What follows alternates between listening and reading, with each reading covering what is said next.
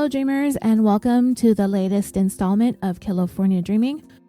In the last episode, in the beginning, I told you about the interrogation that I watched of Grant Amato, that Florida guy who murdered his parents and one of his brothers because they were kicking him out and cutting him off for robbing everybody in his life in order to pay for online interactions with a webcam model from Bulgaria named Sylvie.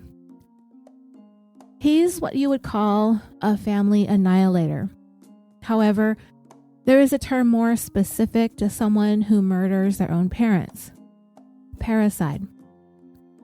Also last weekend, I posted in the group about the interrogation of Florida woman Amy Day. She had murdered her mother and buried her in the backyard and ridiculously planted plastic flowers on top. No stranger murderer would go through the trouble, right? Another well-known case, if you recall, is a guy named Bart Whitaker. This happened in Sugar Land, Texas. He murdered his mom and his brother in 2003. Bart himself was also shot in this attack, but it wasn't a fatal injury, and his father Kent survived the shooting too. Bart was subsequently convicted for the murders and sentenced to death, but his father ended up fighting for many years to have that death sentence commuted, and his execution was scheduled, and the governor eventually gave him a last-minute sentence commutation, and he was resentenced to serving life in prison without the possibility of parole. So I started thinking about cases that I could tell you on this show. I've covered parricides before. Episode 21 was on Tyler Witt, the 14-year-old who, along with her boyfriend, killed her mom in June of 2009. In episode 82, we covered the case of professional poker player Ernie Shearer, who murdered both of his parents in order to gain the inheritance and life insurance money so he can pull himself out of gambling debts. Episode 85 was on Rachel Mullinex. Similar to Tyler Witt, she and her boyfriend murdered her mom, Barbara Mullinex, in 2006. We did cover the case of Bruce Lisker in episodes 120 and 121. He was actually convicted of murdering his mom, but it turns out he was wrongly convicted and released after serving 26 years in prison. It doesn't really seem to happen as often as spouses killing spouses or parents killing their children, but those cases are out there. Children killing the very people who brought them into this world. And of those cases that I did mention, Tyler Witt is still in prison. She is only 27 years old, and she's being housed at the Central California Women's Facility in Chowchilla, California. Her eligibility for parole is listed as May of 2020. I couldn't find any articles as to whether or not she was denied parole. Because of the pandemic, it might be delayed, but she is still in the California inmate locator. As for Rachel Mullinex, I couldn't find her on the inmate locator, and I couldn't find any articles about her parole. Her brother did give an interview in April of 2020, and he said that her parole had been delayed because of the pandemic. So since I couldn't find her in the correctional system, she might very well be free now. And in my poking around, I was reminded of a couple of parricide cases from California that we haven't covered yet. I might do one of them on Patreon. I'm not quite sure yet. I have to see how much information is out there. But one of those stories I have to share here with you today. This is the 211th episode of California Dreaming, the tale of Stepdaddy's Little Girl.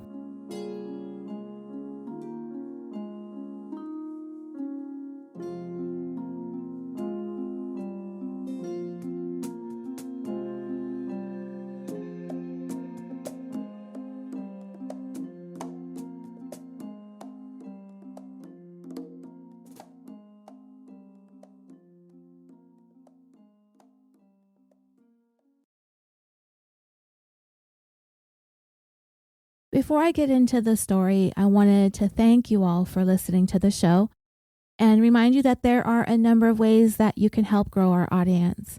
You can leave a rating and a review on Apple Podcasts or whichever platform you listen to the show on. It helps to drive us up the charts and gives the show more visibility. You can recommend us in true crime fan groups. Listeners are always looking for new podcasts to try, and there's lots of you who do recommend California Dreaming in those groups, and I appreciate that. And if you would like to help support the production of the podcast, you can become a member of our Patreon with tiers starting as little as $1 a month. And that will grant you access to almost all of the additional content available exclusively to subscribers. Last week, I was able to put up a second November episode for the $5 and above tier members, which is my way of showing my appreciation for those who are able to give just a little bit extra. That was the case of the 2006 disappearance of Nina Reiser out of Oakland, California. This week, I'd like to thank Eunice D., Layla B., Kim B., Jeremy A., Evelyn L., Hope J., Cordelia F., Lael C., and Sarah B. for either recently joining Patreon or raising your pledges to the next tier. Also, at the end of this episode, please listen for a promo for a new to me podcast called A Nefarious Nightmare, hosted by Courtney and Amanda. They tell these stories, true crime stories, but they play this faint sound of crickets chirping in the background. And while that may not be everybody's thing, I found it to be incredibly relaxing. And the girls made me chuckle with their little dad jokes that they like to tell. So I will play that at the end of the outro. And I think that's it for the housekeeping. So let's get into today's story.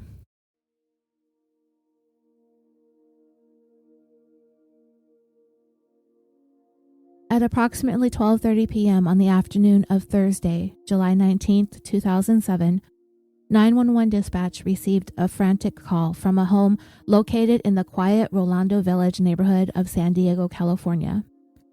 The caller, a 17-year-old girl named Bray, said, "Help, please. I think we've been robbed. I'm tied up and my dad's been shot." The dispatcher said, "What's your name?" "Bray." "Bray, how old are you?" "I'm 17. Your dad needs paramedics?" "I think he's dead." "Okay, Bray, where's the person that shot you?"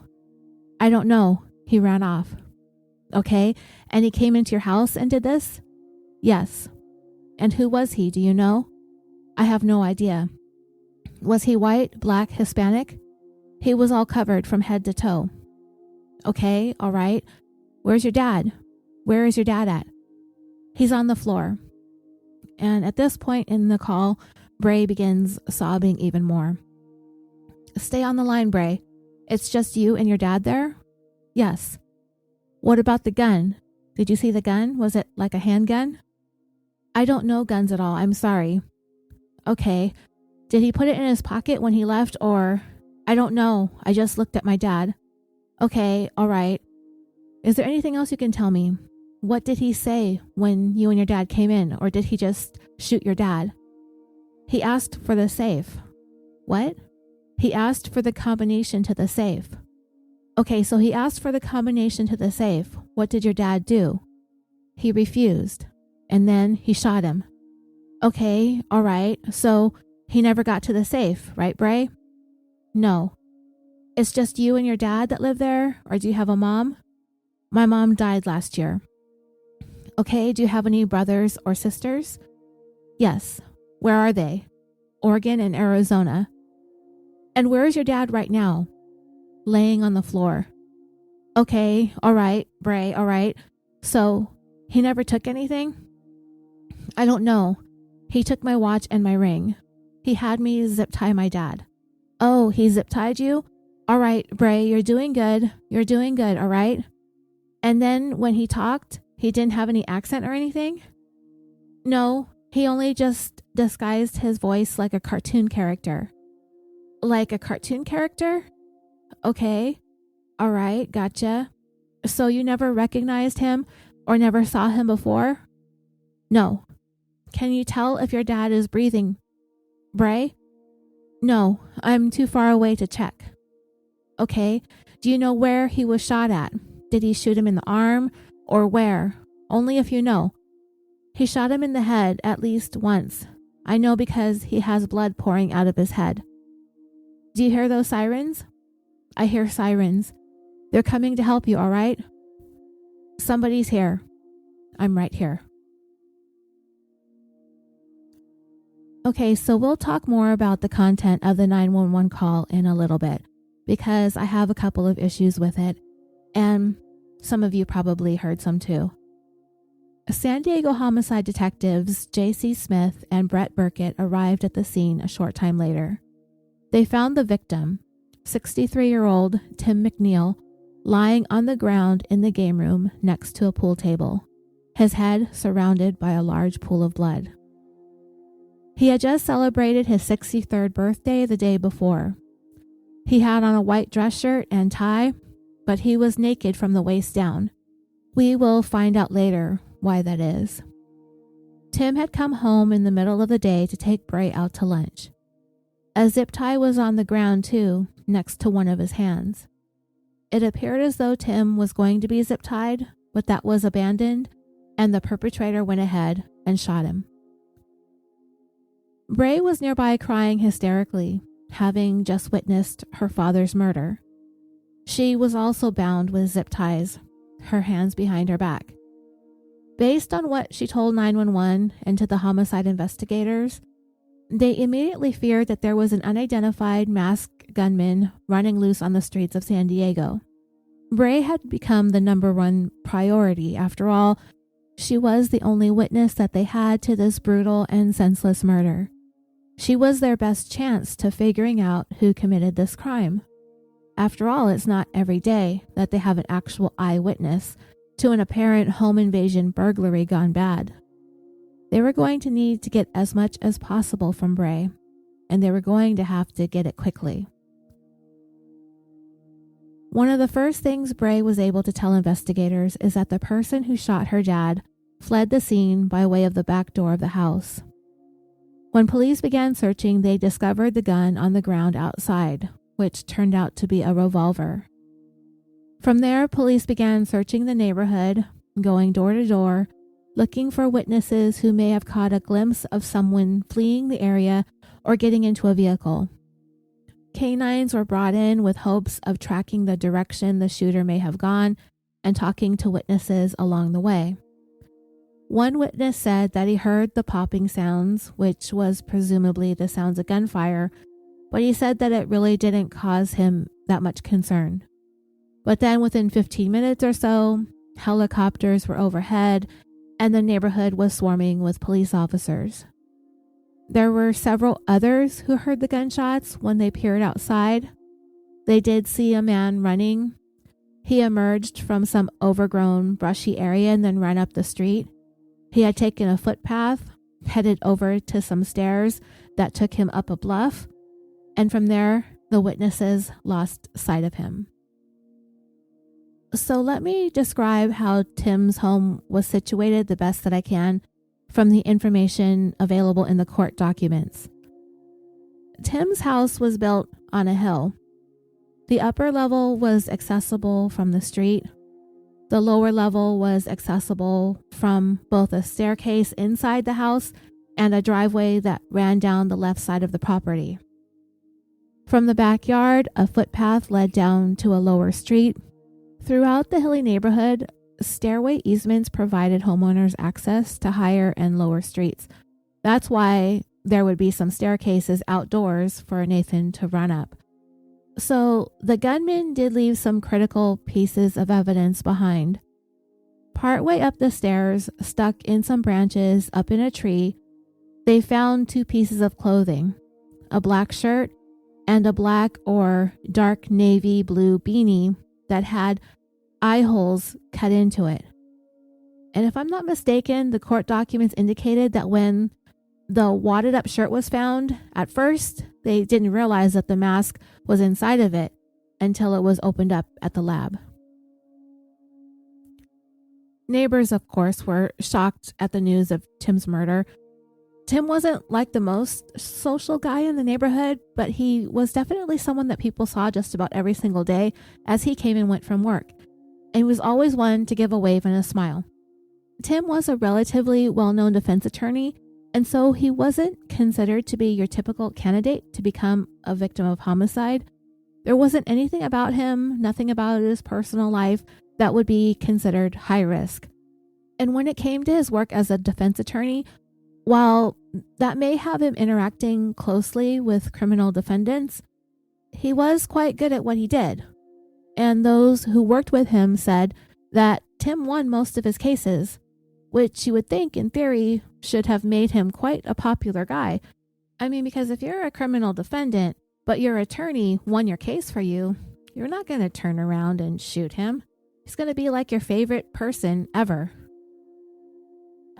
So anyway, Tim's first marriage produced one daughter, Erin. But the marriage to Erin's mom didn't last.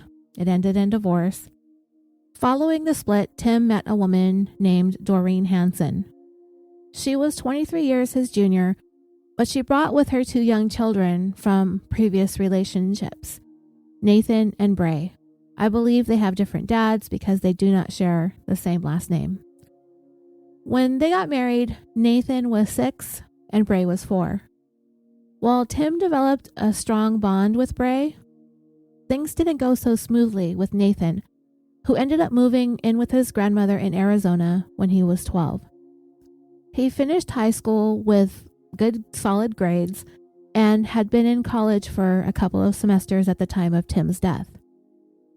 Bray also developed a close relationship with her older stepsister, who described Bray as a very bright, happy, always laughing, always smiling kid who was sharp, a quick learner, and she was able to speak French fluently.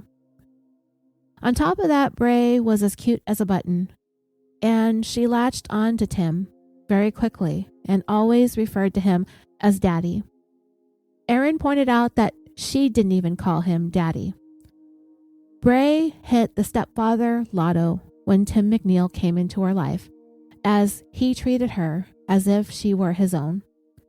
He cared for her and he loved her just as much as he did his older daughter, who was an only child.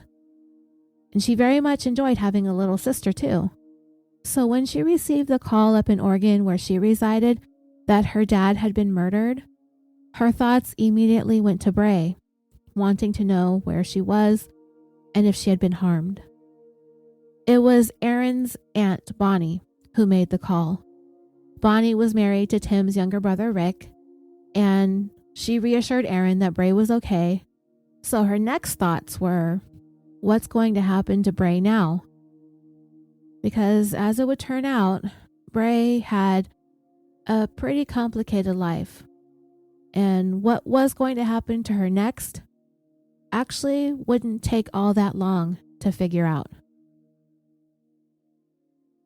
The detectives on the case, Detectives Smith and Burkett, spent the afternoon talking to Bray. And they had somewhat of a problem with something that Bray had mentioned in her 911 call. And they didn't quite get what it all meant.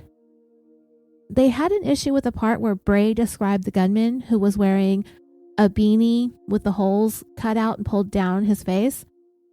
She described him having disguised his voice like some kind of cartoon character. They wanted to know more about this, so they asked her again what the gunman sounded like, and Bray repeated what she had said on the 911 call, that the gunman sounded like a cartoon character. So, what does that have us thinking? I mean, maybe like a sing-songy kind of voice? High-pitched, exaggerated, pitchy, melodic? This bothered the detectives because when somebody wants to pull off a home invasion robbery, and that's what Bray said this was, that this gunman wanted the combination to the safe. So when somebody does this, they really want to do everything that they can to intimidate their victims. They control the room, not only with their weapons, but also with their voices. They make demands, they give orders, and they're probably going to use a loud, assertive, strong voice. And they're not going to try to sound like Mickey Mouse or Dora the Explorer. Both detectives had never heard anything like this ever happening, and both of them found it to be an exceedingly bizarre element of Bray's story. So I found a couple more aspects of Bray's 911 call to be suspicious. Starting with her opening line, "Help, please. I think we've been robbed. I'm tied up and my dad's been shot." Things don't really seem to be prioritized properly. She started off by saying that she thinks that they've been robbed. It's kind of an either you did or either you didn't kind of a thing, but whatever. The next thing that Bray said is that she was tied up and that her dad's been shot.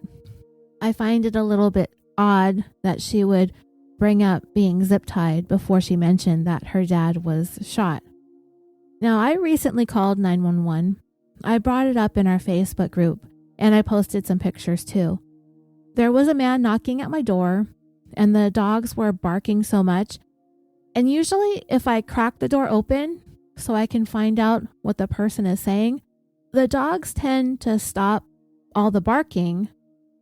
I don't really know why. I think it's because they want to try to inspect whoever it is so that they can maybe sniff the person or look at what they have or what they're doing. So they usually shut up when I open the door. But when I cracked the door open, this man began trying to shove his way in. I know. I got all the lectures about opening the door. It was high noon on a Sunday. It was broad daylight. Neighbors were around, dogs barky as hell, but I get it. Okay, shouldn't have opened the door. I got it. Okay, I've been told. The guy was intoxicated or high or both, and he ended up kind of falling over, and I was able to push the door shut, and I deadbolted it. So I called 911, and this is what I said. There's a guy at my front door. He tried to force his way in, but he fell. I think he might be intoxicated. I got the door locked, but he's still pushing on it and turning the knob. From there, the 911 operator starts asking the questions that are their priority. What's your address? What does the man look like? What race is he? What is he wearing? Does he have any tattoos or anything distinguishing about him? Does he appear intoxicated? Does he have a weapon? Do I have a weapon? Do I know who this man is? I didn't start off saying, I think there's a man at my front door. I was minding my own business when my dogs suddenly started barking uncontrollably. When I went to find out what all the ruckus was about, there was this guy. I didn't meander around it. I just got straight to the point. There's a guy trying to force his way into my apartment. To me, it was the most urgent thing that I wanted 911 to know. Not that I was at my computer or I was trying to watch something on Netflix or playing on my iPad, whatever. And in reference to some 911 calls, particularly in the JonBenet Ramsey case, Patsy Ramsey's 911 call was criticized for being odd too, when she started off by saying the street address first, and then the words, "we have a kidnapping," and then later in the call referring to herself as the mother. I tried to put myself in her shoes and how I would have worded things. While there's a stranger at my door wasn't as huge of a thing as waking up and finding my daughter missing, it was still the one thing that I wanted 911 to know, that there is a guy trying to force his way into my apartment. And as anxious as I was for the police to arrive, I never told them over the phone, "Please hurry, get somebody here. Hurry, please." I wasn't begging for them to get here. Mostly I was just thinking, I hope that the police can find my apartment. You know, it's kind of like when you're waiting for DoorDash to show up with your dinner. You really want your apartment to be found easily. That was my next concern. But when it comes to Bray's 911 call, I felt like her priorities were a little bit mixed up. But this may have been her first experience calling 911. I don't know. The next thing that bothered me about Bray was her inability to tell 911 what the gun looked like. She saw the gun, and even if she doesn't know a whole lot about guns, there are usually two main categories to choose from: a handgun or a rifle, a small one or a long one. But she didn't do that. Bray said she doesn't know about guns. The dispatcher asked if he put the gun in his pocket, and she said she didn't know. She just looked at her dad. But then later in the call, the dispatcher asked if she could see if her dad was breathing, but she said she was too far away. So, I don't know. First, she said she didn't look at the gun because she was looking at her dad, but then she said she couldn't tell if he was breathing because she was too far away, so she couldn't see. Then Bray said the gunman asked for the safe and the combination to the safe. I know that there are lots of houses that have safes. Not everyone does, and they're usually hidden, I don't know, in a closet behind a painting. But this burglar apparently assumed correctly that there was a safe. And Bray said that her dad refused, and so the gunman shot him. In a genuine home invasion situation such as this, I mean, Tim was a defense attorney, but he was also a father. Under the threat of being shot, I don't think that he would refuse to give the burglar what he was asking for. I think that he would comply. Most people would if they felt that their lives and the lives of their loved ones were in jeopardy. So this supposed refusal led him to being immediately shot to death. Like the gunman didn't even try threatening him or hitting him with the butt of the gun or even threatening Bray. But none of that happened. He asked for the combination, Tim refused, and so I'll just kill you and leave empty-handed, and while I'm at it, I'll leave a witness alive. Then Bray changed her story from one sentence to the next. The dispatcher said, so he never took anything, and Bray said, I don't know, and she quickly followed up with, he took my watch and my ring. Okay, so he killed the dad, who has all the money in a safe, resulting in him getting nothing because he apparently accepted dad's refusal, but then decided to take a ring and a watch from a 17-year-old. It all just kind of sounds a little weird. And then, it's not mentioned in the 911 call, but it comes up later on in the facts of the case that Tim McNeil was naked from the waist down. The reason why is because he had asked to go to the bathroom. So, supposedly the gunman cut the zip tie from Bray's wrists and ordered her to remove McNeil's pants. And I had to think about this one a lot. We know that this gunman came to the home prepared to kill if he didn't get what he wanted from the homeowner. He knew that he wouldn't hesitate to shoot this man in the head if he wasn't going to comply. He wasn't going to hesitate to shoot this man in the head and cause him to bleed out from bullet wounds all over the floor. Yet, when Tim asked to go to the bathroom, they made a special concession. It kind of leads me to believe that the gunman was kind of acting on instinct. If you're going to allow your captive, who you are about to murder, a chance to go to the bathroom, it seems kind of like Tim was somebody that the gunman knew or possibly even cared about at one point. I also find it odd that Tim McNeil would ask to go to the bathroom. But I think that maybe he was on to what was going on and was trying to buy himself time or possibly even a chance to resist and fight back.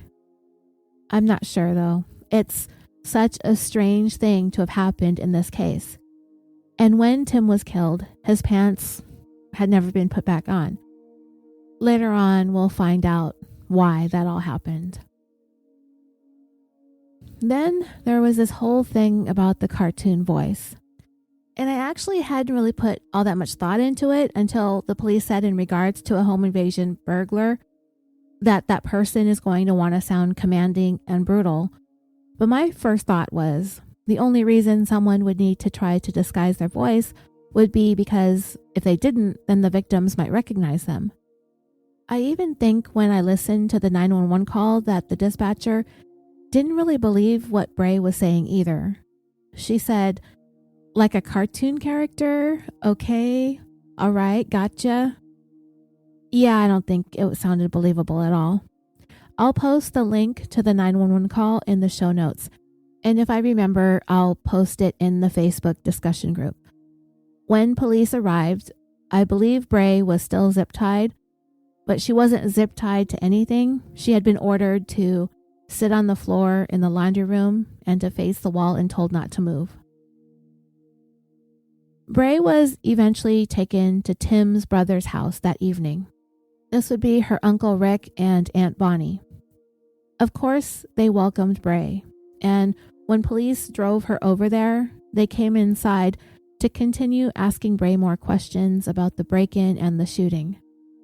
And while they were talking, Bray said something that was just as strange as the cartoon voice thing, perhaps even more so. When talking about the gunman, Bray referred to him as Nathan. One of the detectives caught the name drop right away and wrote it down, but they continued to listen to Bray recount the details of the crime, and then she reverted back to referring to the gunman as the intruder. So when she finally finished, one of the detectives said, "Okay, a second ago you brought up the name Nathan," and what bothered the detective wasn't the fact that she said it. It was the fact that she was denying she said it. And Bray wasn't finished with the unusual things that she had been saying. Okay, well, let's be real. They're not just unusual, but they're suspicious.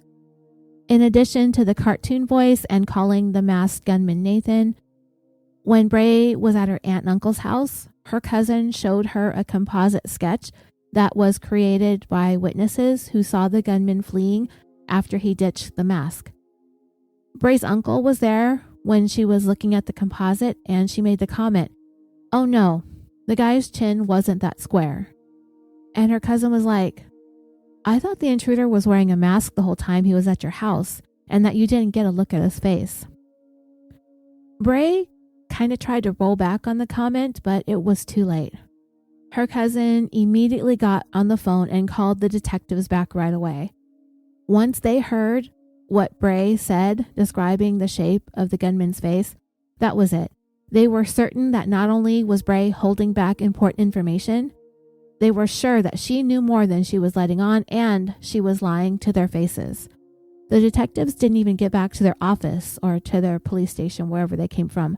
They turned their vehicle right around and headed straight back to Rick and Bonnie's house. Bray had just become their prime suspect. In fact, it had gotten to the point where they had no doubt that they had enough to take Bray into custody immediately, and it hadn't even been 12 hours since Tim McNeil was shot dead in his home when Bray Hansen was arrested for his murder.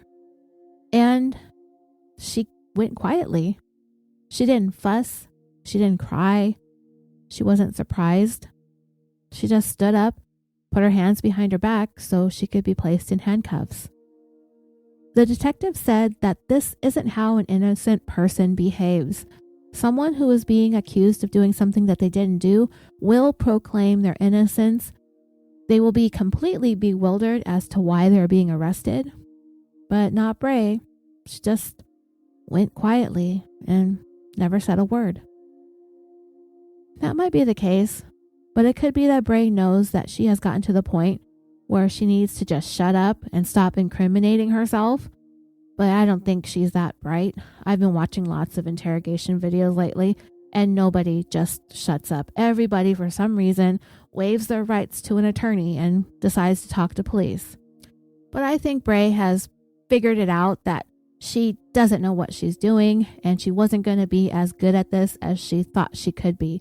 Not that pulling off a professional hit is something to put onto your resume, but we can see how easy it is to mess up when you're a teenager and you think you can outsmart all of the adults. You think you can pull off the perfect crime, but you end up tripping yourself up because you're not the smartest person in the world and you don't know what you're doing when it comes to murder. I brought up an episode of Forensic Files recently in the Facebook group because I couldn't remember which episode it was, but you all saved the day and sent me the link to it. It was about this teenager named Brian Vaughn. His dad was an attorney in Texas, and for whatever stupid teenage reasons, Brian wanted a new car, but his dad was like, "Yeah, no." So, what's the solution? Brian decided to arson his car. It was suspicious, but there were never any charges filed, and his dad, his name was Leslie Vaughn, He said he would get him a replacement car, but it was definitely not going to be a brand new car. He would only get him another used car. So Brian decided the best way to deal with that was to murder his dad.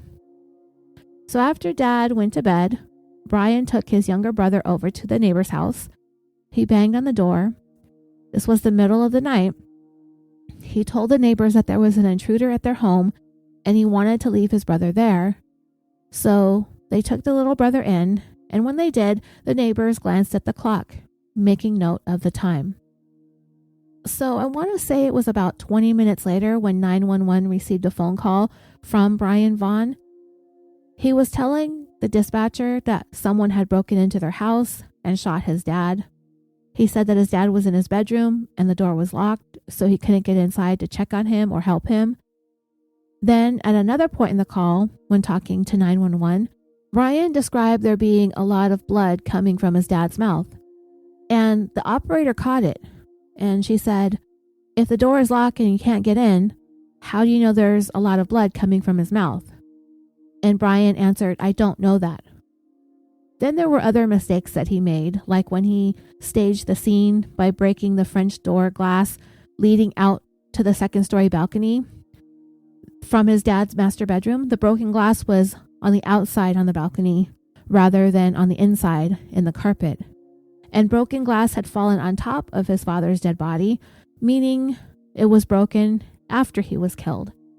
And glass fragments were also tracked into the hallway where Brian claimed that he couldn't get into the bedroom because the door was locked. Now that I think about it, Bray and Brian's cases are eerily similar. Brian Vaughn was just a really super spoiled, entitled brat. And when it came to Bray, I don't know how spoiled or not spoiled she was, but I do have a little bit of sympathy for her. And we will talk about that when I share more information about her life leading up to the time that her stepdad was murdered. So now that Bray was in custody, investigators interrogated her right away to find out what was going on here. They wanted to know what she knew and what she had done. And it didn't take long for Bray to fold. She knew that she wasn't going to get away with it, so she began to explain the plan to murder her stepfather. In part, it went a little something like this. The detective said, "Walk me through what happened." Bray began. "So what happened that day was he was late. I was calling him because who was late? My dad was late getting home. So he walks into his room, drops off some change, walks back out. I can tell he's walking downstairs. And by this time, I'm freaking out because I know what's about to happen. And I'm just, yeah.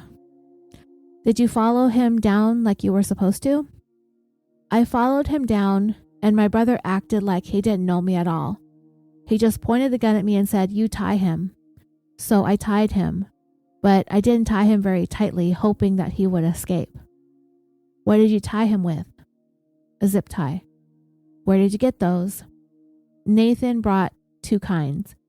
He brought 2 thick ones, about that thick, and a bunch of little ones.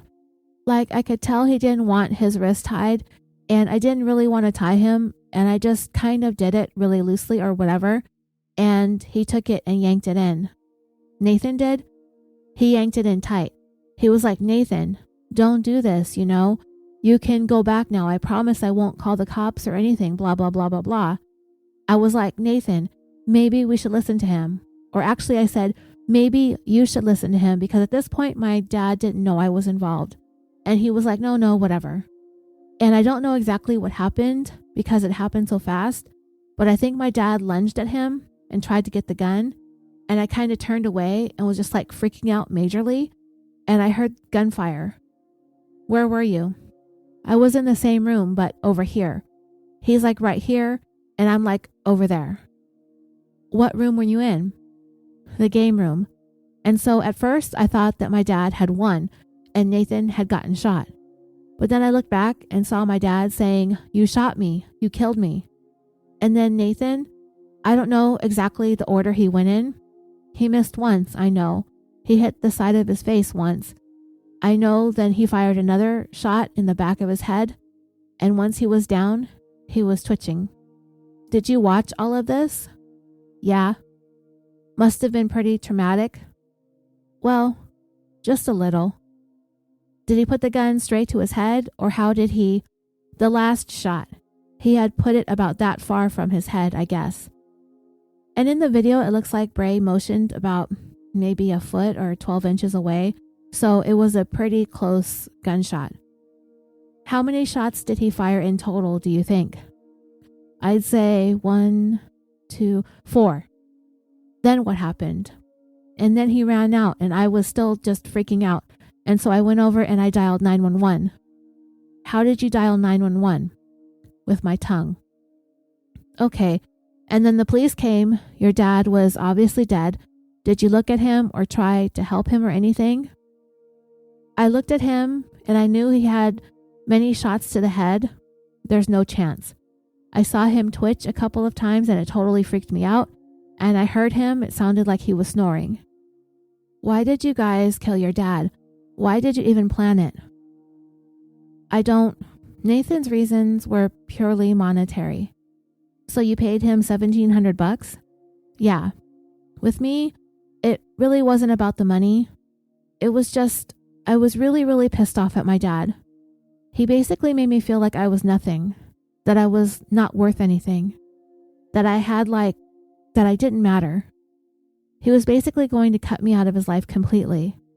I knew he had already chosen his girlfriend over me, and it really hurt. Really bad, because this is the man that I thought loved me and was my dad. I have a question for you. Do you feel somewhat relieved that he's dead? No. How do you feel? Guilty. When you say guilty, what do you mean? I'm sad I did it. I can't believe I did it. I'm disappointed in myself. I feel like I've screwed up my life. I'm curious. What do you think should happen to you? Well, I don't think I should be charged with murder. Do you think you should be charged with anything? I had some part in it, so yes. I mean, I kind of did start the whole thing, even if it was, I don't know, a lapse of judgment or whatever. What do you think you should be held accountable for then, for your fault? I do and I don't, because I'm usually not like this. And that's where the video cut off that I found available online. Bray went on to say that the plan was carried out by her brother, but it got out of hand. She said she wanted to stop it, but she couldn't. She said that she thought about calling the police and that she had even dialed the phone once or twice, but just didn't hit the call button. She said she was scared. The news of her father's death devastated Tim's eldest daughter, Erin. He had just turned 63 years old the day before. And what made the pain so much worse is the fact that it was her little stepsister that was responsible for this. It broke her heart. Bray had been such a wonderful, sweet little sister.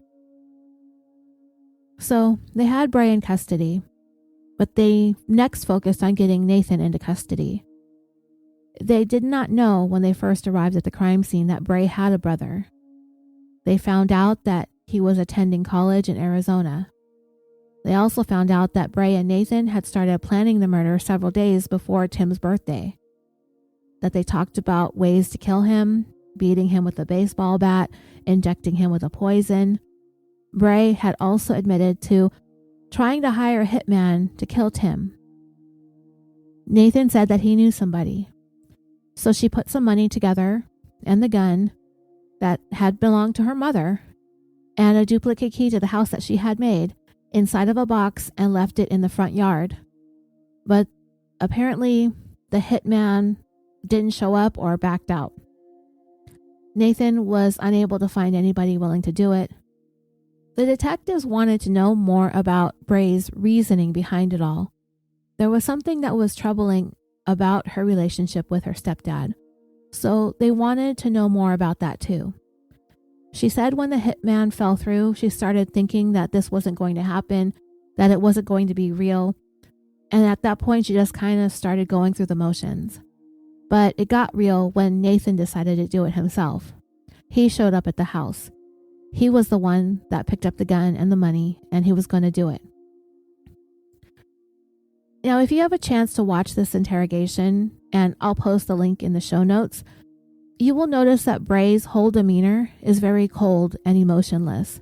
There was very little to no crying. She had moments, but the detective said there weren't even any tears. She made perfect eye contact, and in the most matter-of-fact way, she explained how she and Nathan carried out this murder. It was unlike anything that these detectives had ever seen before, and I find it pretty troubling too. But sometimes, when I see these interrogations, and obviously, I've been watching a bunch of them lately, I don't know if any of us can really truly understand what it means to be sitting in a small room like that, faced with the possibility of losing your freedom forever. You're in this tiny room, and after a while, it probably starts to feel like the walls are closing in on you. I wonder if people just sort of go into this self-preservation mode and just have room for only so many different types of emotions, and finding out which way is the best way of dealing with the trouble that these people are now faced with. They're just preoccupied with that. I mean, we just can't know unless we find ourselves being grilled as a murder suspect.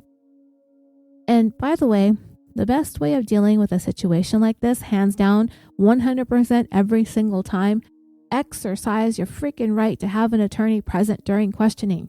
Guilty or innocent, just ask for your attorney.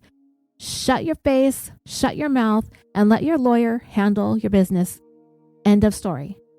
And then maybe you can free up some emotional space so you can actually cry and feel remorse, if that is all possible.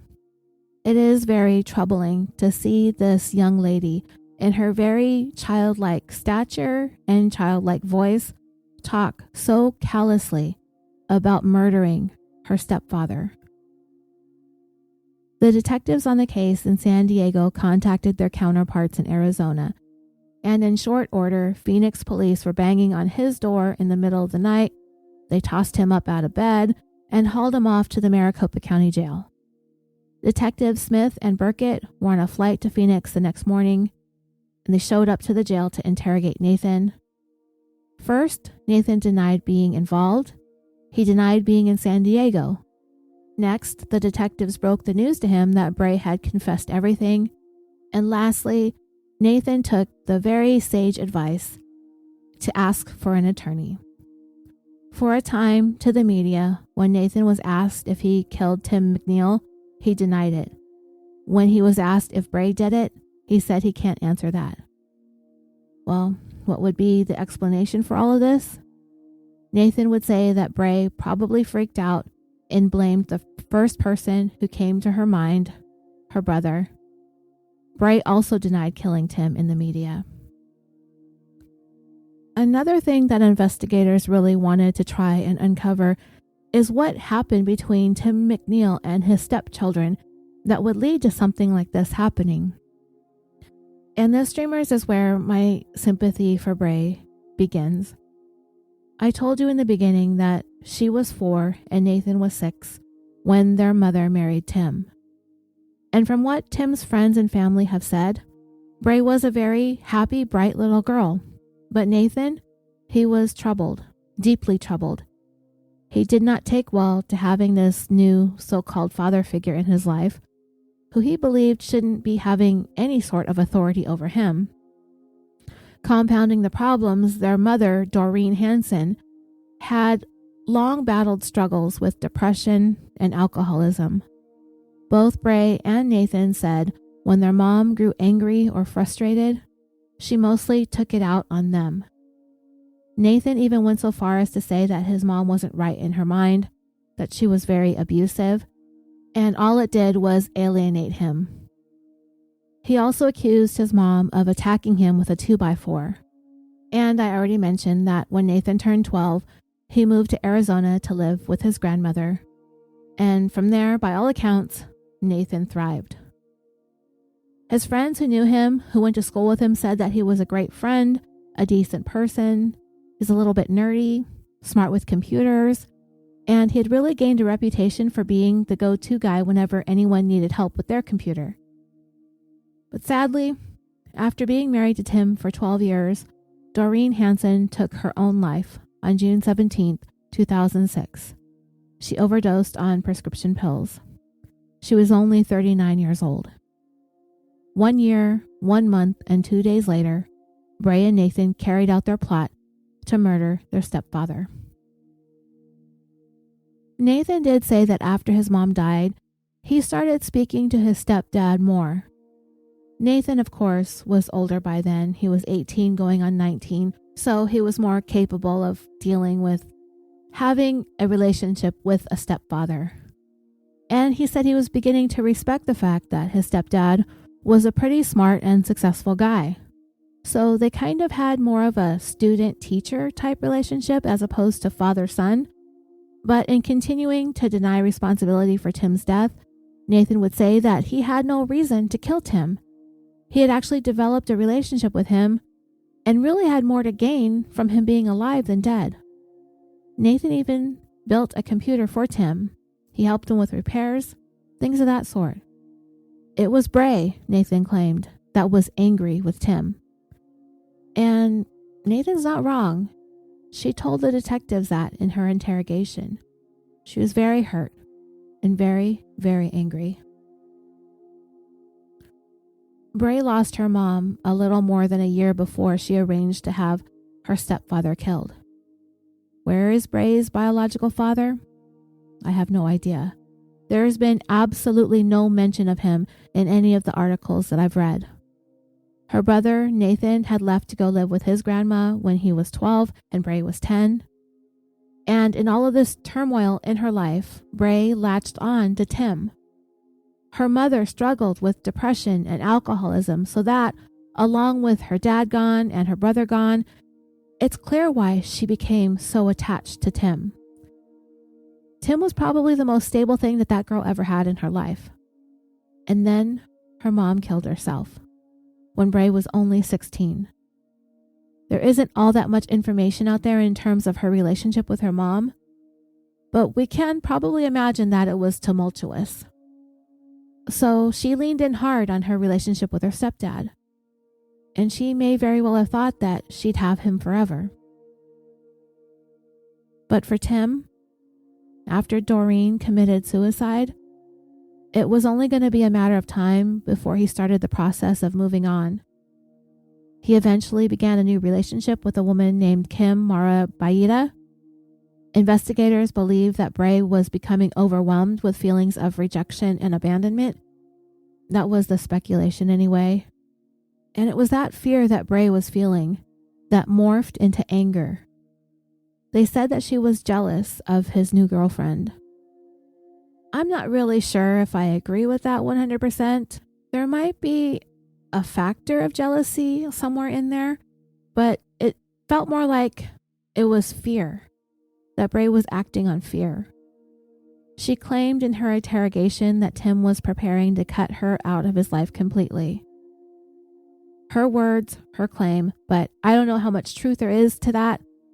She said that he chose his girlfriend over her, and it hurt. It hurt really, really bad because this is the man that I thought that loved me and was my dad. Investigators also said that the day before, Bray had invited Tim to lunch for his birthday, but he decided to go out with his girlfriend instead. So they rescheduled their lunch date for the following day. Even though it probably made Bray upset that Tim changed their plans, once again choosing his girlfriend over her, it wasn't the impetus for the events that were about to take place, which was the plot to murder him. And that's because the plans had already been set in motion. Their murder was supposed to happen on Tim's birthday, but because Tim changed his mind and went out with his girlfriend instead, it would have to be postponed for one day. Bray already knew that Tim was preparing to move on from being her stepfather. In fact, Tim had recently told Bray that she needed to move out as soon as she turned 18. And this is where I have trouble deciding where I'm at with this case, mainly because I don't know if this is true or not. I tend to lean towards it being true because Bray became so incensed that her go-to solution became murder. I tend to think that Bray's life was barreling towards a cataclysmic implosion, and an already vulnerable and hurt teenager decided killing her stepdad was the answer. It would have to be this crazy drastic impact on her emotionally and mentally for her to even go there. And I am not by any means blaming Tim here.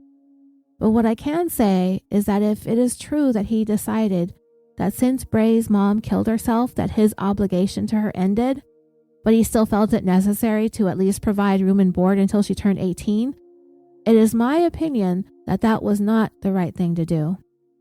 Not by his family, not by his deceased wife, and certainly not by Bray. Again, this is my opinion, just to be clear. You are welcome to form your own opinions about Tim removing Bray from his life. Heck, make your own podcast about it if you want.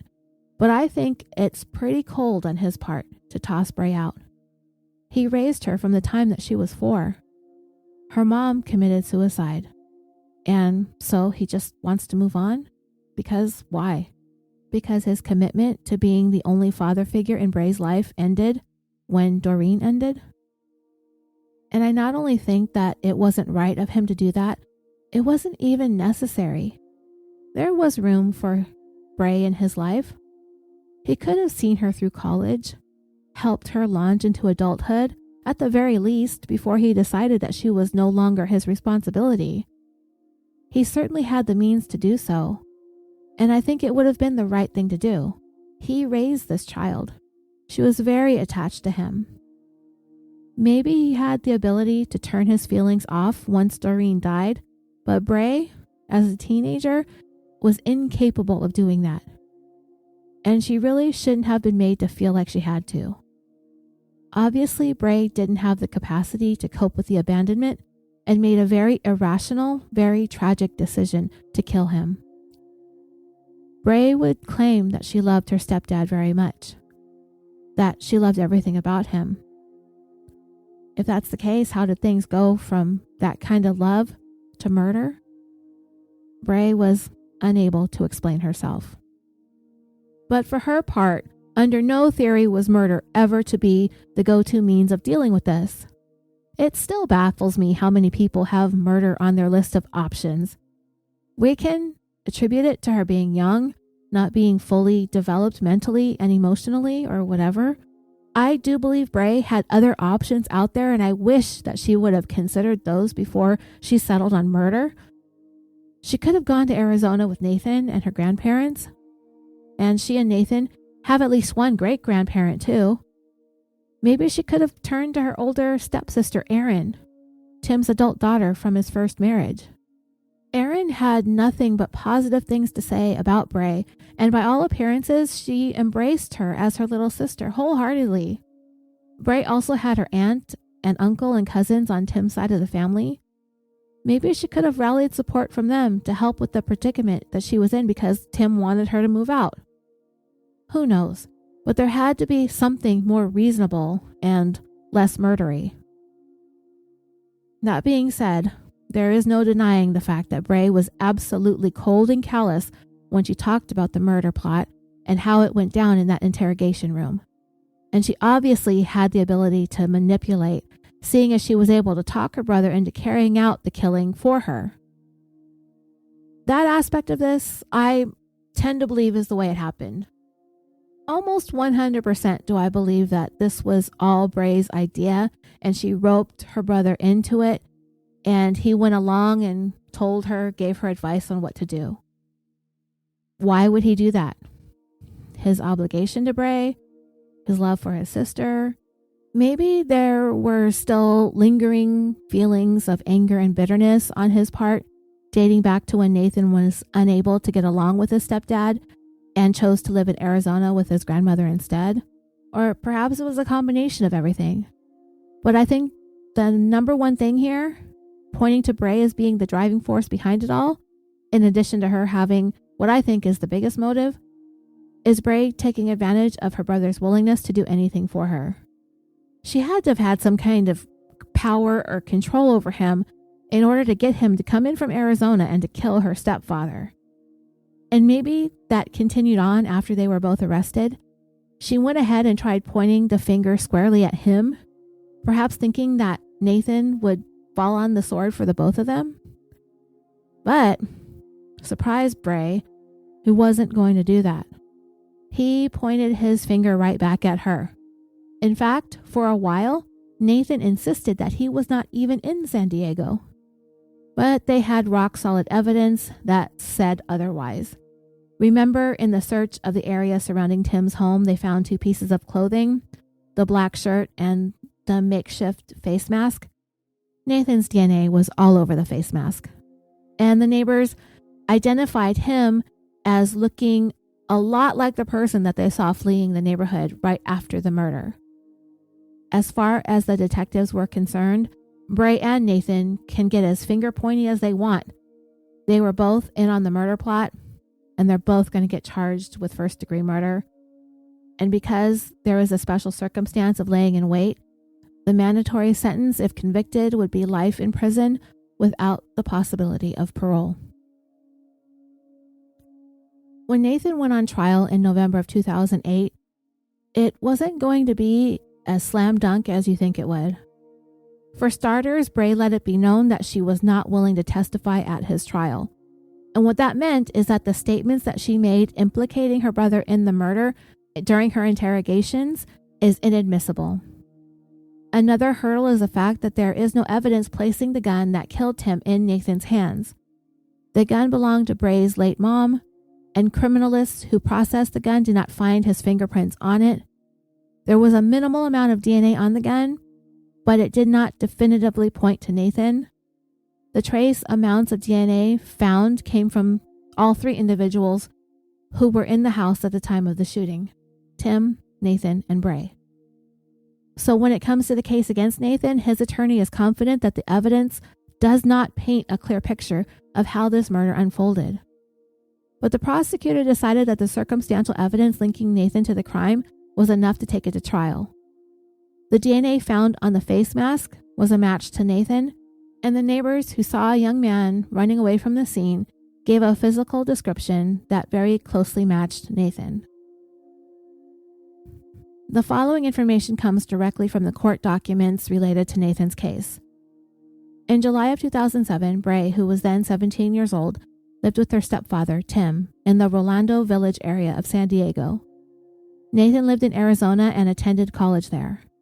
Bray and Nathan's mom, to whom Tim had been married, committed suicide the previous year. Tim had begun dating a woman a few months after the suicide. By July of 2007, Tim was spending most of his time with this woman. Bray thought Tim was ignoring her, and she began to feel unloved and worthless. Tim had recently told Bray that she needed to prepare to move out when she turned 18. These developments angered Bray. Bray phoned her brother and they discussed killing Tim. They agreed on a plan to hire a hitman to kill Tim on his birthday, July 18th. Bray would take Tim out for lunch. Then, while they were out, the hitman would either stage a burglary or a home invasion robbery and kill Tim when they returned to the residence after lunch. Bray withdrew money from 2 bank accounts to pay the hitman. She also retrieved a gun that had belonged to her late mother and made a duplicate house key. She put the cash, gun, and key in a box and placed the box in the yard for the hitman. This initial plan had to be changed because Nathan was unable to hire a hitman, and Tim decided to celebrate his birthday with his girlfriend rather than Bray. Bray arranged to take Tim out to lunch for his birthday on July 19th, the day after his birthday. After the hitman fell through, Nathan decided to kill Tim himself. He purchased black clothing from a Goodwill store in Arizona and drove to San Diego. Nathan parked his truck on a street that was uphill from Tim's residence. According to Bray's confession, Nathan arrived at Tim's residence at 4:30 a.m. on July 19th, and he had entered the house using a key that Bray had made. Once Nathan was in the house, he awakened Bray and told her that they were going to proceed with their modified plan regardless of whether she wanted to or not. During her post-arrest interview with police, Bray claimed that after Nathan was unable to procure a hitman, she decided that she did not want to go through with the murder plot. Tim, who had spent the previous night at his girlfriend's residence and then attended morning appointments, arrived at his residence at 12:15 p.m. on July 19th to pick up Bray for their lunch. When Tim arrived at the residence, he called out his arrival to Bray, who responded that she was in the bathroom. As was his habit, Tim went downstairs to check telephone messages in his home office. Before he reached his office, Tim was confronted in the downstairs game room by Nathan, who was dressed completely in black and wearing a mask that only had eye slits. Within minutes, Bray walked downstairs, where she saw Nathan pointing a gun at Tim. The disguised Nathan ordered her at gunpoint to tie Tim's hands with zip ties. After Bray complied, Nathan tied her hands behind her back with zip ties. At one point, Tim asked to use the bathroom.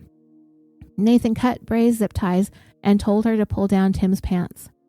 After Bray complied, Nathan retied Bray's hands with zip ties and took her to the laundry room area, where he placed her facing the wall and told her to not turn around. Bray heard a struggle, followed by a gunshot. This bullet entered the right side of Tim's body, just above the hip bone, causing him to fall down. The first gunshot was followed by 3 more. A shot that hit Tim in the face, a shot that grazed his scalp, entered his shoulder and lodged just above the elbow, and a shot to the back of Tim's head, which killed him instantly. Tim's pants and boxers were found inside the bathroom. A witness named Charles Goodman, who was Nathan's cellmate while they were both housed in the psychiatric ward of an Arizona jail. This is where Nathan was after he was arrested by Arizona law enforcement at the behest of the San Diego detectives investigating Tim's murder. And according to Charles, Nathan related that Bray had contacted him after Tim told her that she would have to move out of his house when she turned 18. Nathan and Bray decided to take care of Tim. They initially planned to hire a hitman to kill their stepfather, but the hitman who Nathan contacted failed to show up. Charles also testified that Nathan purchased black clothing at a Goodwill store before driving to San Diego, which they found the receipt for. When Nathan arrived at Tim's house, Bray was there and they discussed their plans. When Tim arrived home, Nathan put on that makeshift mask and acted like this was a robbery. Nathan directed Bray to tie Tim up. Nathan then tied Bray. However, Tim was not tied up well and he managed to get free. When Nathan went to tie Tim again, the gun accidentally fired and the bullet hit Tim.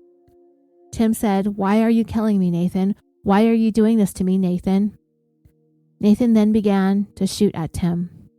After shooting Tim in the head, Nathan fled the scene. Nathan discarded the gun and the black clothing after he left the house, and he drove back to Arizona. So, we now know that Tim knew that it was his stepson that was shooting him.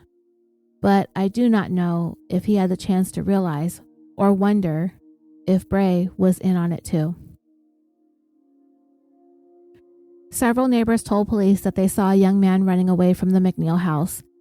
A witness saw the young man run to a truck that was later identified as Nathan's and drove away. Another witness testified that he was 90% sure that it was Nathan whom he saw fleeing. After Nathan left, Bray, who was still bound, called 911 to report a home invasion robbery and the shooting of her stepfather. Bray told the 911 operator that she and Tim had entered the house together and said that they had been confronted downstairs by an armed masked man who was dressed entirely in black. Bray said that the robber had taken her watch and a ring. Later on, police discovered that Bray had removed the watch and ring and hid them in her bedroom to further the home invasion burglary narrative. Bray told the operator that the robber had demanded the combination to the safe and that Tim refused to reveal it. At that point, the robber shot Tim, killing him. Bray made the 911 call at 12:30 p.m. When police arrived, they found Tim lying face down on the floor in a pool of blood. He was naked from the waist down. Bray was cowering in a corner on the other side of the pool table. Bray's hands were bound behind her back with plastic zip ties. She was crying and complaining that her wrists hurt because the zip tie was too tight. Bray was taken outside and the zip tie was removed. Police found no signs of forced entry. On the back porch, police discovered a .347 caliber revolver at the top of the stairs that led to the backyard. Police later found a black shirt in a tree along the masked man's escape route. While Bray was sitting in the ambulance at the scene, she told an officer that a masked man surprised him in the downstairs game room and bound his hands. The masked man also bound her hands and took her ring and her cell phone from her. Now, obviously, you can see that she's giving a slightly different story here to the person inside the ambulance. It changes a little bit because later on, she's going to say that she was ordered to tie Tim. In this rendition, she said that the gunman tied Tim, and she also said that the man had taken her cell phone, but later on, the cell phone was completely removed from the narrative. And then she said the man placed her in another room, returned to Tim in the game room, and demanded the combination to the safe. Tim refused to give the man the combination, and a struggle ensued. The struggle ended with gunshots. Detective Maria Rivera drove Bray to the police station where she interviewed the 17-year-old, who at the time police considered to be a victim. Bray told Detective Rivera that she returned to the residence after taking an hour-long walk and went to the upstairs bathroom. 2 minutes later, Tim arrived. Assuming that Tim had gone downstairs, Bray did so as well. When Bray got downstairs, she saw a masked man dressed entirely in black pointing a gun at Tim, whose hands were tied behind him with zip ties. Tim said that he had to go to the bathroom, and the man pointed the gun at Bray and told her to take off Tim's pants. The masked man then zip-tied Bray's hands and took her ring, watch, and cell phone. He pushed Bray against the wall near the laundry room. Bray heard the man ask Tim for the combination to the safe, which Tim wouldn't give him. Bray heard a struggle and a gunshot. The gunman fired at least 2 more shots at Tim before running out the back door. After the interview, Detective Rivera drove Bray back to the residence of Bray's aunt and uncle, Richard and Bonnie McNeil. Detective Rivera returned to Richard McNeil's residence that evening and talked to Bray again. This time, her rendition of the events included a significant deviation from earlier. Referring to the masked intruder, she said, "Nathan tied my hands." The detective wrote Nathan down in her notebook. Later, she asked Bray about the reference to the intruder as Nathan. Bray initially denied having said that. When she was pressed on the issue, Bray said that she remembered that Tim had addressed the intruder as Nathan. After Bray mentioned the name Nathan, the detective retrieved a tape recorder and recorded the rest of the conversation with Bray. The detective learned from Bonnie McNeil that Bray's older brother is named Nathaniel. Bray told Richard and Bonnie McNeil's daughter that a composite sketch of the intruder which had been distributed to the media was not accurate. The daughter became suspicious because Bray had previously maintained that she had not seen the intruder's face. On her own, the daughter telephoned the police and reported the discrepancy. After receiving this information, police returned to Richard McNeil's residence and arrested Bray at 10:45 p.m. Nathan was arrested the following morning in Arizona. So Nathan's trial lasted for 6 days, and then it was handed over to the jury. They deliberated for 1 day before making the announcement that they were hopelessly deadlocked, and the split was 7 guilty, 5 not guilty. So the judge was forced to declare a mistrial. It was really frustrating because there was a crucial piece of evidence that the judge ruled would not be admissible. And the prosecutor believed that if the jury could have heard this evidence, the outcome of the trial could have been drastically different. It was during Nathan's initial interview with investigators. Nathan had quickly shut down the interrogation by asking for an attorney. But a moment later, Nathan told the detectives that he had changed his mind and would talk to them. And the detectives told him, "We can't talk to you anymore without an attorney." Nathan threw up his hands and said, "Okay, I get it. For the time being, I waive my rights to have an attorney present for now until further notice." So the detectives went back into the interrogation room, and Nathan started revealing bits and pieces of his story. And it was then for the first time that Nathan admitted to being at the scene when the murder took place. All along, he had been denying having been there. He started giving his side of the story and how everything took place. Among the things that he admitted to, Nathan told the detectives that Tim McNeil's last words as he lay on the ground wounded, but not mortally yet, just before Nathan fired the 4th and final shot to the back of the head, Tim said, "You killed me. Why did you kill me?" The defense motioned to have these statements that Nathan made tossed out on the basis of having already exercised his rights to have an attorney present during questioning, that everything he said after that is inadmissible. And the judge agreed and declared the statements cannot be admitted into evidence. He called it a Miranda issue. The detectives should have kept going when they were walking out of the room after Nathan had asked for an attorney, or they should have repeated the Miranda rights all over again. Either way, it was a devastating blow to their mostly entire circumstantial case that they had against Nathan. All they had was Bray's side of the story without any corroborating evidence. So, about 4 months after the deadlocked jury, the prosecutor was ready to give it a second go-round, but this time they were going to approach it with a different game plan. They were going to try both Nathan and Bray together, but with separate juries. The idea behind it was to get the jurors to see how the siblings were in cahoots. It's called a multi-jury or dual jury trial. And the first time I'd ever heard of this was the Menendez brothers trial, and there had been a handful of cases that have actually had 3 juries, and I was today years old when I learned that. Separate juries are not only used to make the trial process move along a little faster, where there is more than one defendant, but also necessary when it comes to some evidence that might be admissible in one defendant's case but not in the other. In that situation, the jury who isn't supposed to see the evidence is shuffled out of the courtroom. Some witnesses may also be for just one of the defendants, so the other jury will have to leave the courtroom until that witness is finished. The dual jury is sometimes used when one co-defendant implicated the other one in a trial, and that's what happened here with Bray and Nathan. And I am starting to realize that I am talking really fast, so I'm going to take a 15-minute break. I'm going to go to the bathroom and grab a snack, and maybe I can stop sounding like I'm so impatient here. I'll be right back. Okay, now I feel like I want to take a nap, but I will finish this first.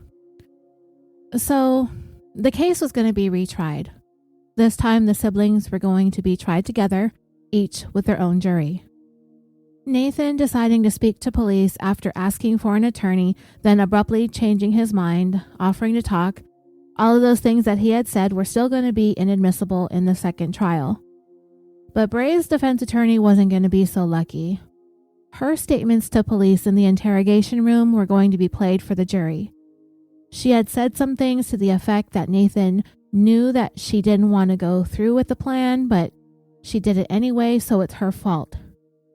So that was going to be tough to overcome. Her attorney was going to have to go ahead and offer up that information about Bray to the jury, and he was really rolling the dice on this one. Her attorney admitted to the jury that his client was the one who hatched the plan to kill Tim. He gave that concession that she was the one who got this ball rolling. But what Bray also did was she tried to stop the plan too. It was an effort to show that Nathan was the one who really wanted Tim dead, not Bray. He told the jury that Bray didn't want to do this, that she begged her brother to not go through with it, but Nathan was the one who insisted on finishing what they had started. And he did so by threatening her, pointing the gun at her, and telling her if she tried to stop him that she was going to wind up dead too. Nathan was the one who would not let Bray out of the plan. So yeah, telling the jury that you have a liar for a client, but she eventually came with the truth. And yeah, she planned Tim's murder, but then she wanted to back out of it. It was a risky maneuver, but he had to make do with what he had to work with. Another huge factor in Bray's case was her overall demeanor in the interrogation room, when she so nonchalantly described her stepdad's final moments alive and how he begged for his life. When she told police that Tim said to Nathan, "Don't do this, you can go back now, I promise I won't call the cops or anything, blah, blah, blah, blah." Then Bray suggested to Nathan that they listen to what Tim was saying and to put a stop to it. When Bray's interrogation video was played, she was captivated by it all. And her aunt, who was in the courtroom when the video was being shown, couldn't believe how Bray lacked any sense of regret or remorse as she talked about her stepdad dying. The informant that I mentioned earlier, the one who met Nathan in the jail in Arizona, testified as to what he was told by Nathan, which was essentially a confession to everything that had happened and how it happened and when everything happened. That witness was Charles Goodman. His testimony about what Nathan had confessed to him in jail was pretty damning, and Nathan's defense attorney tried to undermine this man's testimony by pointing out that this isn't the first time that he's agreed to testify against a criminal defendant in order to be given some kind of time shaved off his own sentence or another perk or privilege. On the other hand, Charles Goodman's testimony was really good stuff for Bray's case because Nathan confessed to him that he was the one who shot Tim. Not only that, he told the court that Nathan told him that when he shot Tim, Bray was screaming at the top of her lungs, and he even pointed the gun at Bray and threatened to shoot her too. Nathan denied telling Charles anything, that he isn't really dealing with the full deck, this guy is not all there, there's no way that he would share this information with this person, and he most likely got all these details and facts from the media reports, or he was fed these facts by the prosecutor. In order to rehabilitate his client, Nathan's attorney called several witnesses to the stand who were willing to speak to his good, non-violent nature and inability to commit such a crime. But all of these witnesses, they talked about Nathan from the time that they knew him in grade school. The prosecution was able to bring up witnesses who were willing to tell the court about the older version of Nathan. There was an ex-girlfriend from high school. On the stand, through her tears, she spoke of her fear of Nathan because back when they were in a relationship, he was abusive and he raped her. Nathan's attorney characterized her testimony as that of a jilted lover, upset still that he had broken up with her. Nathan's attorney was bent on placing 100% of the responsibility for Tim's death squarely on Bray, that she was the one who wanted him dead. To further prove that, his attorney had written a letter to Bray the night that she was taken into custody. It wasn't a letter that was written to anyone specific, but Bray claimed it was for her aunt and uncle as well as her older sister, Erin. Bray said that she wanted to commit suicide, and the letter was meant to be the full story where her words could not be twisted around. This is what the letter said. Well, as you've probably heard by now, I'm in juvenile hall. Henceforth, I feel more than obligated to tell you the whole story and hope that you still love me afterwards. I already expect for you to disown me and never talk to me again.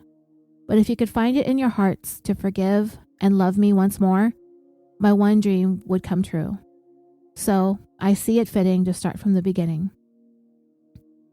On Monday, my dad and I got into a big fight, and this would be 4 days before Tim's murder. He basically said that I wasn't his daughter anymore, and he didn't know why he'd let such a worthless person ever believe that she was. He went on about how I didn't respect or love him, and how he had saved me from living on the streets when I came back from Tucson. In reality, he had begged me to come home and made me choose between the two people I love most in this world.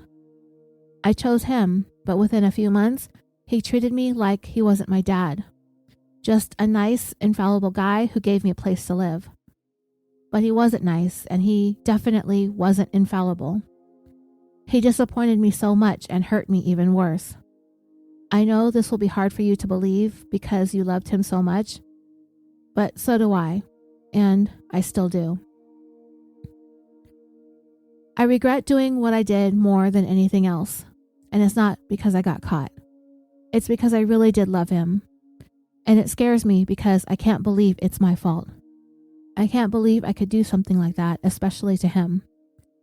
I wasn't right in the head after he came down on me, but I know that's no excuse. That night, I could feel myself losing control of my thoughts and going crazy. I called a friend in hopes that he would make it go away, but it didn't help. Then I called my brother, hoping for the same thing. I expressed my feelings to him, and instead of trying to help me, he started talking about a guy he had met who, for a certain price, would take care of my dad. He told me to check my mom's gun, if it was still in the house, and I found it in the top drawer of Tim's bedstand. Nathan told me to go to the bank the next morning and close my account. While I was there, we talked on the phone. He said I had to get it in cash and had to almost empty both of my Washington Mutual accounts. He also told me to make an extra key. I was to put the money, key, and gun in a black box outside in the yard. On Friday, my dad and I agreed to go out to dinner for his birthday. So the plan was for the man to be in the house when we got back. He was supposed to make it look like an armed robbery. It was supposed to be one clean, easy shot to the head. No pain, no suffering. I was supposed to be upstairs and react to the gunshot. But as you can imagine, things didn't go to plan. I talked to my dad on Wednesday morning and reminded him of our dinner. He said he couldn't make it, and he could tell by my voice that I was hurt. I questioned him about his promise, and he said as cold as ice, "No, you said it was only lunch. I don't have time for it." I knew I had done some things to disappoint him, but nothing to make him so cold towards me. I called Nathan afterwards and told him the plan was off. There was no way for me to know my dad's schedule, so it wouldn't work. He said okay, that he would tell the man. We talked again later that day, and he told me that the plans don't change and that the guy would be there that night. I told him that I didn't want to go through with it, and he said too bad. I went out later that night to retrieve the box that I left, knowing that it couldn't happen without those essentials, but it was gone. I awoke the next morning around 4 a.m. to the sight of a gun pointed at me, as well as a flashlight. I didn't know who the man was, but I was scared out of my mind. He told me that if I tried to stop it, I would end up just like my dad. After saying this, he left. I knew my brother must have gotten the guy to do it because I heard the door lock when he left. I woke up the next morning, Thursday, around 9, and he was already in the house. After about a half hour, I realized it was my brother, who said he was still going to have to pay the initial guy $2,000 because he had prepared to do it. I don't know if there was really another guy or not. I had told him over the phone that my dad and I were probably going to go to lunch that day, and so he knew he'd be home around noon. He waited and reminded me of his previous message and all the bad things that he had done to hurt me. I told him I didn't want to do it, and he said it was too late. I guess Nathan got bored or started rationalizing in his head about the noise of a gun because he left me in my room for a while and then came back with 4 of my medical syringes and a baseball bat. 2 of the syringes were filled with red liquid and 2 were clear. He said if my dad cooperated, there would be no need for a gunshot. And that's where Bray's letter ended. And I don't believe almost all of it. I do think Bray is the one who masterminded the whole thing, and I don't believe that Nathan took over the lead and threatened to kill Bray if she didn't go through with it, because it doesn't really make any sense to me. But no matter how this crime went down, because none of it really makes any sense if you think about it, I still have some sympathy for Bray and the losses that she had suffered at such a young age. And I don't know why, if true, Tim wanted Bray gone from his life. But I stand by what I said earlier. A father is a father, biological or otherwise. And just because Bray became a difficult teenager, if that's what happened, throwing her out at 18 for me is not the solution. The one thing I do believe about the letter is that Bray sounded like a person desperate to be loved. And if she was getting kicked out of Tim's life, I can see her desperation intensifying. If Bray became a troubled teenager following her mother's suicide, then this child needed to be taken to some therapy. But no matter which way you look at it, there's just no way Tim could have ever seen this coming. Nobody could have anticipated this. The trial lasted 2 weeks. Bray's jury began deliberations before Nathan's because her attorney didn't call any witnesses to testify on her behalf.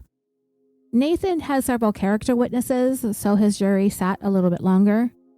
And even if Bray's jury reached a verdict before Nathan's jury, they were going to wait for both juries to finish deliberations before delivering their verdicts to the judge. Nathan insisted that he was innocent and that he had no reason to harm Tim. Bray said that she hoped that the jury would find her innocent and at the same time, she hoped that her brother would be found guilty. If Nathan were to be found not guilty, she believed that she would spend the rest of her life living in fear of him. Neither one of their defense attorneys sounded very optimistic about their cases. Bray's attorney studied the jurors and felt like none of them appeared as though they were interested in anything that he had to say. Bray's jury reached a verdict after 6 hours of deliberations, a time frame that Bray's attorney was very disturbed by. When weighing on a decision in a first-degree murder case, you'd think that people would need more time than that to talk it over. Nathan's jury took 2.5 days to reach their verdict, but eventually they were unanimous. The verdicts were read in court, Nathan's on one afternoon and Bray's on the following morning. Nathan was found guilty of first-degree murder. He was given a sentence of 25 years to life. Nathan has continued to insist that he was not the masked gunman. It wasn't him. He wasn't there. As for Bray, her jury was way more harsh on her than Nathan's had been. Not only did her jury find her guilty of first-degree murder, but also guilty of the special circumstance of lying in wait. One of the jurors later said that they really, really wanted to find her not guilty, and they struggled with it. They cried over it. But it was one particular line in that letter found in Bray's cell, the one she wrote the night that she was arrested, that sealed the deal for them. It was supposed to be one clean, easy shot to the head, as opposed to the 3 that missed and the 1 that hit. Bray was sentenced to life in prison without the possibility of parole. But that wasn't the end of the story for Bray.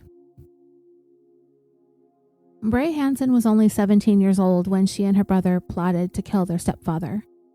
Subsequent to her conviction and life sentence without parole, the Supreme Court ruled that it was unconstitutional for juvenile offenders to be sentenced to terms without parole. So in July of 2015, 8 years after she and Nathan murdered Tim, Bray was resentenced to 26 years to life in prison. The extra year was for the lying in wait circumstance. So today, Nathan Gann is 34 years old.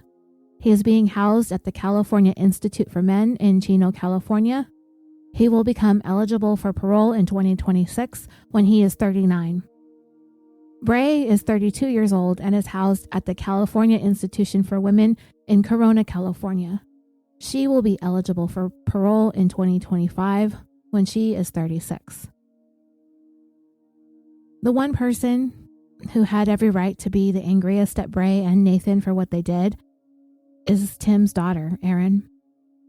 But as it turns out, she is just about the only one who sympathized with the both of them, expressing how much she cared for them as her siblings, and just decided to believe it was the lack of love in their lives and in their hearts that rendered them incapable of knowing that this was the absolute wrong thing to do.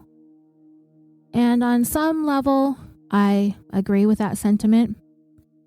I said it after I read Bray's letter, that she was a young lady who desperately wanted to be loved.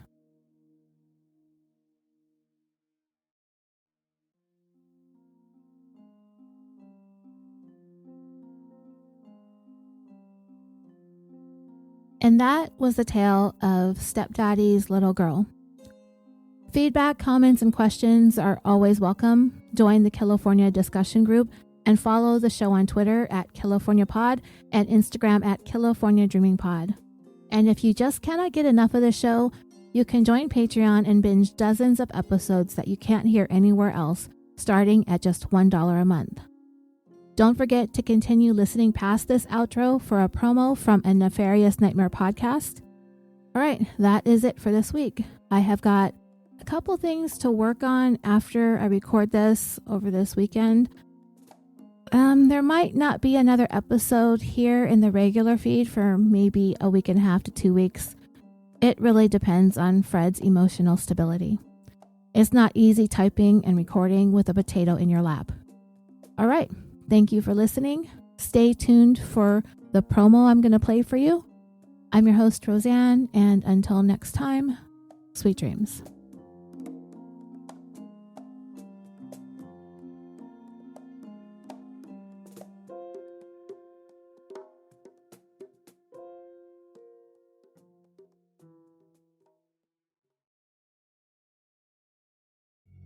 Hi, I'm Courtney Fenner, and along with my co-host Amanda Cronin, Hey, we are a Nefarious Nightmare. we are a podcast that covers true crime, the paranormal, weird unsolved mysteries, and all with a personal approach and a sense of humor. We also end our podcast with good life advice, such as wear deodorant or don't be a Richard. Courtney and I have covered cases such as the Baker Hotel in Mineral Wells, Texas, and the tragic death of little Sharon Matthews. We've also covered the case of Gloria Ramirez, who was, very unfortunately, dubbed the toxic lady in the media. And also, in episode 1, we have an interview with Jason Vukovich, the Alaskan Avenger, and his sister, Angelina. So let's all gather around the bonfire and roast serial killers and marshmallows. Yes, come on in.